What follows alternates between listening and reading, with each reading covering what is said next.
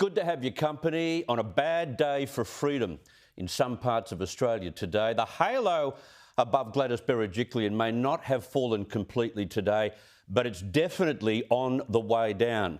The New South Wales Premier broke the hearts of business people, parents with school-aged children who are about to return, and the general community, saying an extended lockdown will somehow prevent more lockdowns. Now, the reason for this is, as we've been saying, this Delta strain is a game changer. It's extremely transmissible and more contagious than any other form of the virus that we've seen. The reason why the New South Wales government has taken this position is because we don't want to be in a situation where we are constantly having to move between lockdown, no lockdown, lockdown, no lockdown. What we want to do is give us our best chance of making sure this is the only lockdown we have until the vast majority of our citizens are vaccinated. We know the vaccine is the key to our freedom. It is the nature of the lockdown that deserves scrutiny here. So much of today's announcement was spent pointing out the key hotspots. And at one stage, New South Wales dealt in hotspots. These are the hotspots where the virus is being transmitted most. Forget Sydney's East now. Forget any of the regions. They listed 3 adjoining local government areas in Sydney's southwest: Canterbury, Bankstown, Fairfield and Liverpool, specifically the suburbs of Bosley Park, Smithfield, Fairfield, West Hoxton, Bass Hill, St John's Park, Canley Vale and Greenfield Park. This period of restriction began when they targeted specific LGAs for lockdown. It was the eastern suburbs and the Sydney city area. If the virus has now shifted, as we're told, why wouldn't they simply lock down the hotspots as the New South Wales government did with the Northern Beaches? Lock down hard. You can go in, but you can't come out. Now, my colleague Laura Jays was at the press conference. She could see the sense in that as well.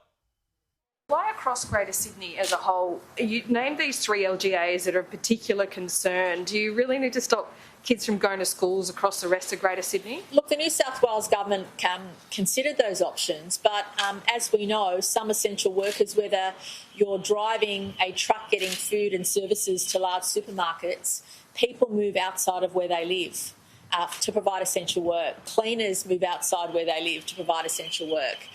People providing takeaway services move outside where they work, and it's very complicated. The difference between what we're going through now in the Northern Beaches is twofold. Firstly, this variant of the virus is far more contagious, and during the Northern Beaches cluster we had a clear geographic delineation we were able to make. We can't make that in this situation.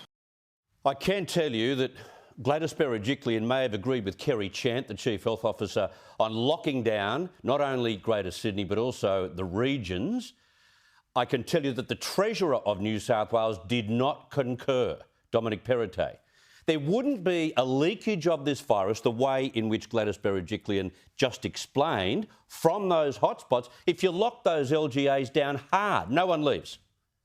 The regions in particular should have been left out of this extended lockdown today, and there are Liberal Party MPs representing North and South that are furious. There is no virus in those areas in the community. Are we now really locking down districts from here on in case they might see a virus? It certainly looks that way. Apparently, that's completely balmy to me. I'm not an epidemiologist, but if you don't have a virus in a large region, why do you lock that region down?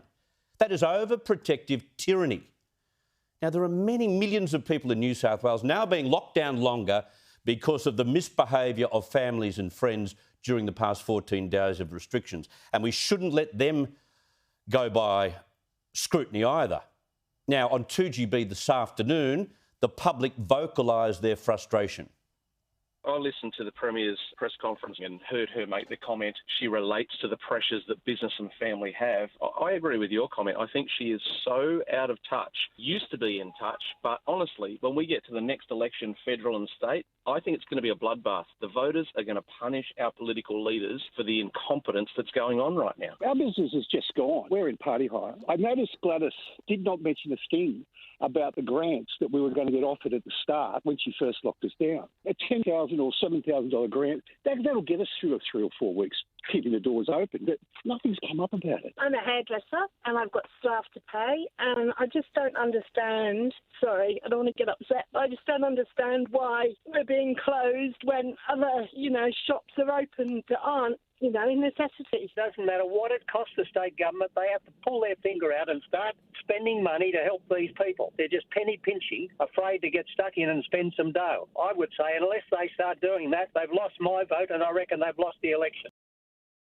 Today's extension has angered, and, well, you heard that woman. She got very emotional because of what's been announced. We're told today that that is the key source of this transmission, by the way. Families think they're above the law. What don't they understand about the order? Do not leave the house.